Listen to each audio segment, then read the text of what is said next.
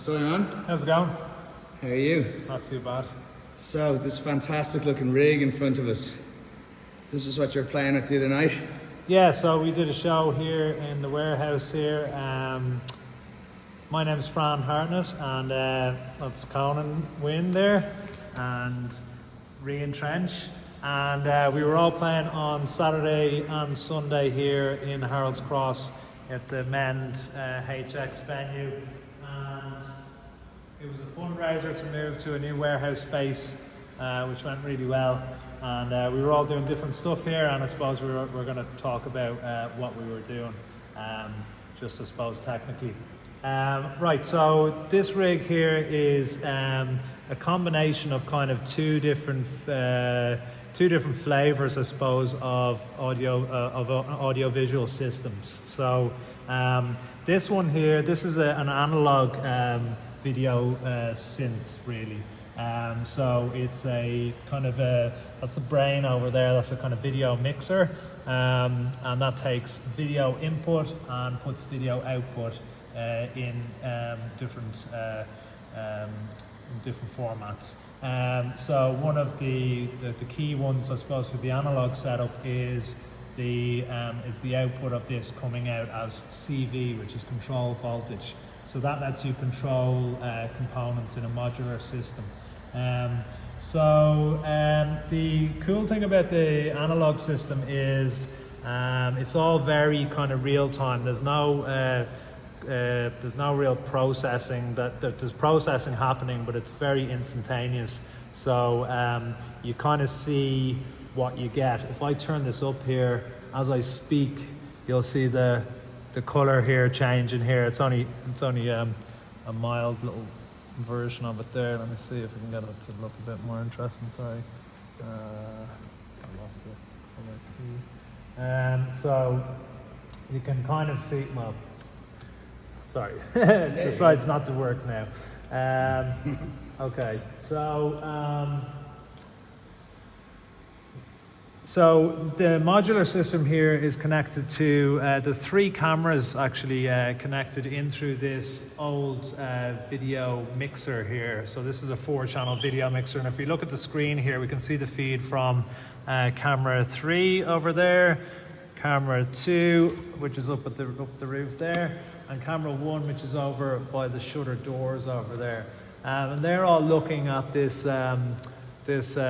structure on the wall here, which is just a wooden kind of abstract form, which I put together to be able to do some kind of video mapping. So mapping video channels onto different faces of the form itself. So that's the digital system that you're looking at there. That's just a digital video animations which are being sent to a projector from a laptop running Resolute Arena. So that software, if I open up my screen here, show you, this is Resolute Arena. So this is the digital video setup. This has the ability to let you run through different, have different elements appear on different, get some, we can see here. I let you, and if you look up at the screen there, you'll see they're being mapped onto the different surfaces. So you can kind of map your video onto a 3D object. So we've got this digital system that's receiving MIDI from the sampler here, and it's also receiving audio as well. So if I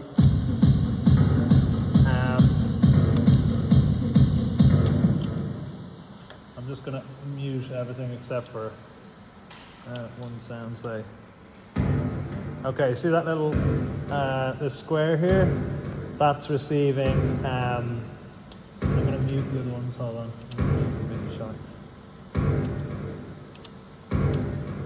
Okay. Okay, so that's just a bit of audio coming from the sampler, and it's telling those whatever's on those slices there in this instance to turn to come on. So that's real-time audio, real-time audio feeding the video for that.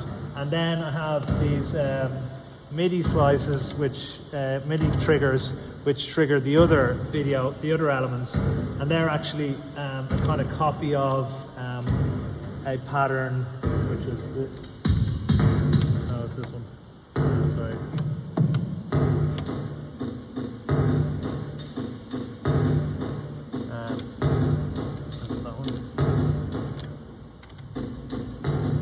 Sorry.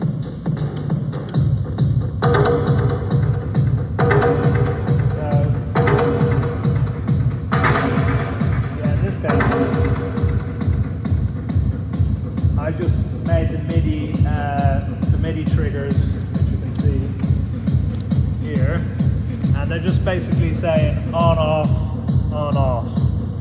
telling that those particular slices to turn on and off. And if we go back to here, I suppose, so this is what we're looking at, the analog cameras filming the video that's playing from the laptop, that's being projected, and reprocessing it in this kind of cool analog thing, which has some stuff like, say, to make that a bit more. Just like not to do, I don't know what I got on this video. Sorry. Okay.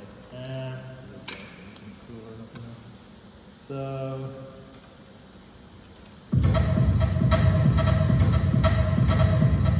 oh yeah, this is a good little okay. So this one I suppose maybe so you can clearly see those.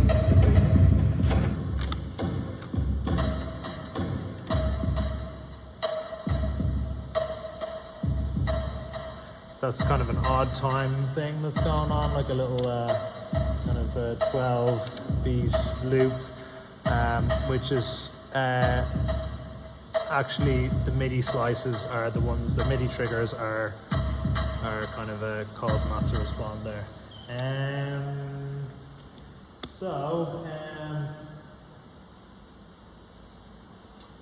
Yeah, so I suppose it's the combination of these two worlds, this kind of digital system and this analog system coming together and kind of giving us this result here, which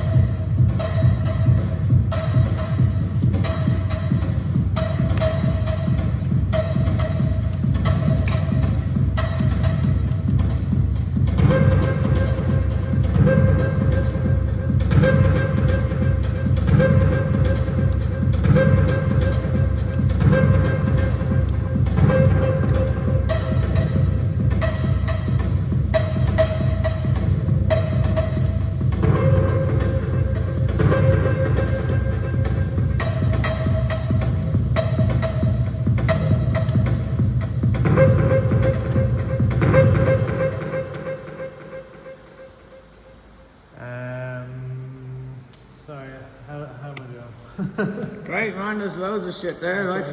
Maybe if we hit you with a few questions. Yeah, go for it, yeah. Savage. Yeah, I can't remember where I'm Yeah. So I'd like to know, right? Okay.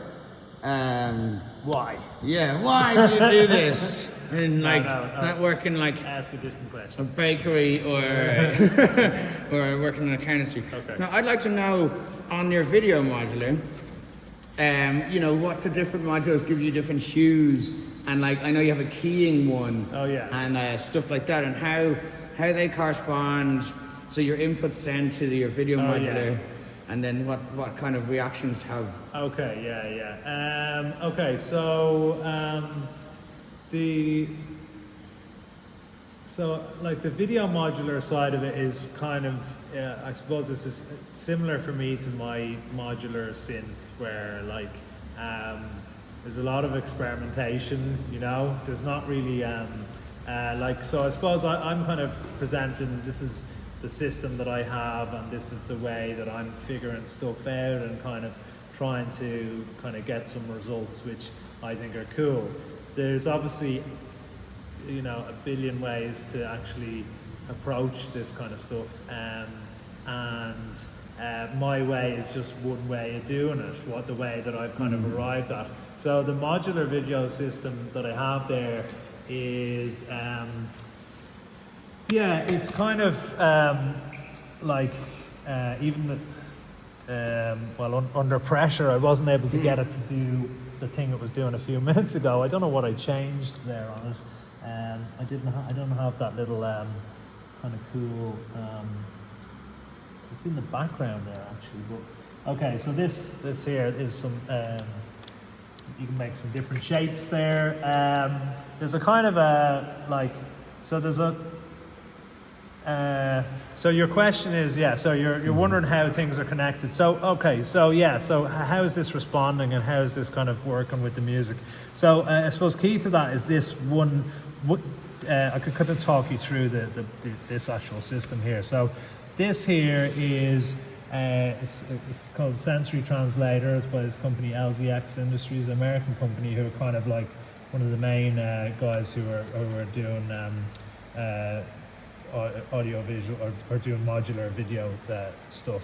So this lets you just bring a signal in from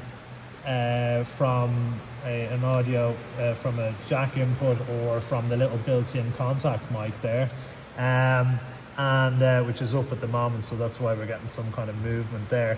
And it just splits the audio into 5 frequency bands, and then it sends them out as envelopes. It sends them directly out actually as audio, if you wanted it divided, and it also sends it out as these envelopes, which you have some control over how fast and what kind of what type of envelope that you're getting from. Oh, that's a better one. There we go. I had that off. Okay, so we're getting a lot more movement from it now, right? Okay,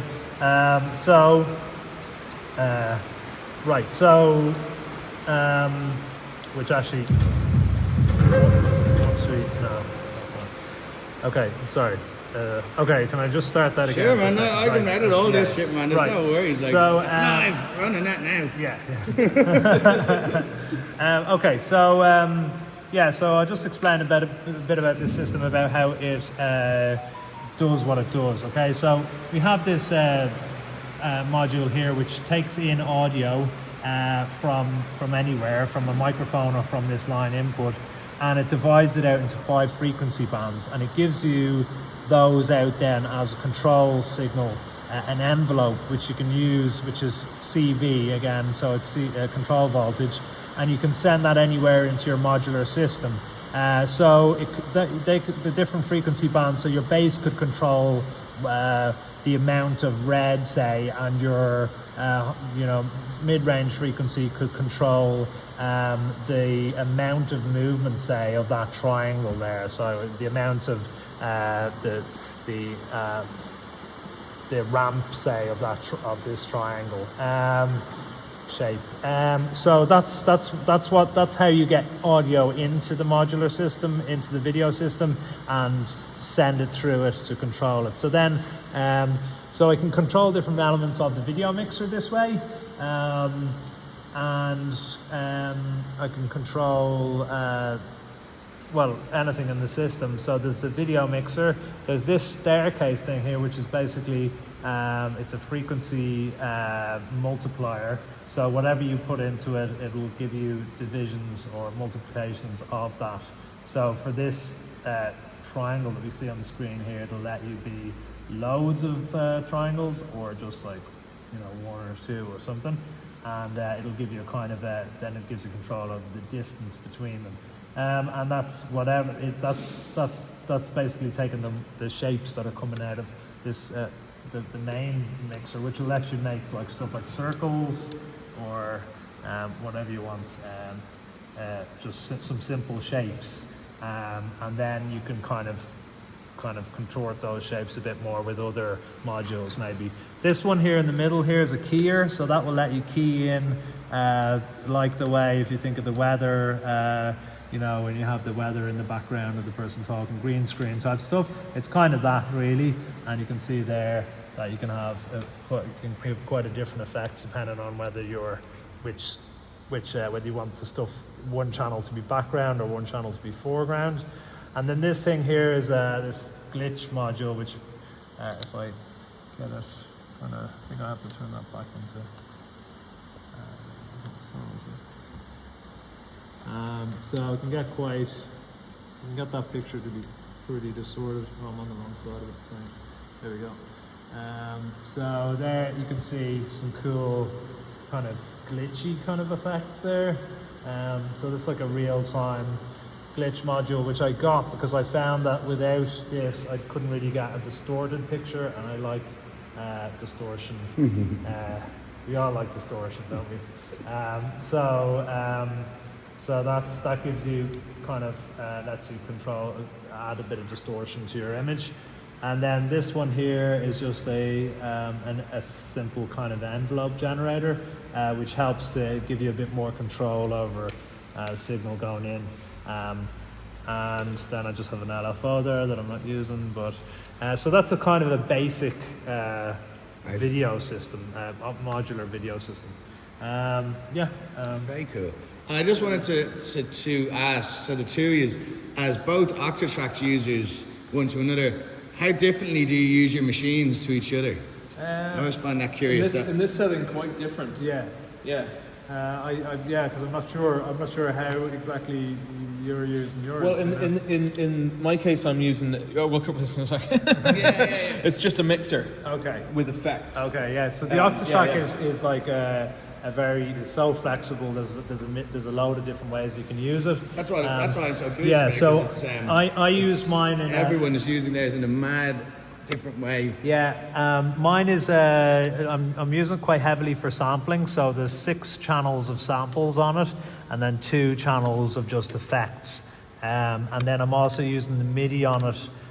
You can just switch to the MIDI channels, and I'm using the MIDI on it for switching on and off slices, and also for telling Resloom which column of images to use or clips to use.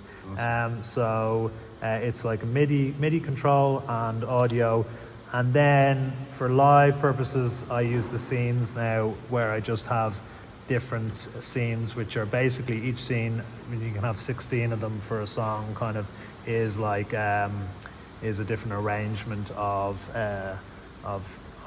mixer settings and effect settings and sample settings and everything, and it just lets you step through your whole mix. There as this is a kind of a master effects, so filters on that, isn't there? Yeah, there's analog filter, analog EQ, and a series of you can pick basically one type of analog distortion circuit to run through, and it's got some extra bits on it as well, some LFOs and stuff as well. And that's just, so for the music, it's just literally just these 2, and this is all video. It's amazing. Okay. Amazing. Thanks, Fran. You're welcome. That's awesome. Cool. And that's the final structure.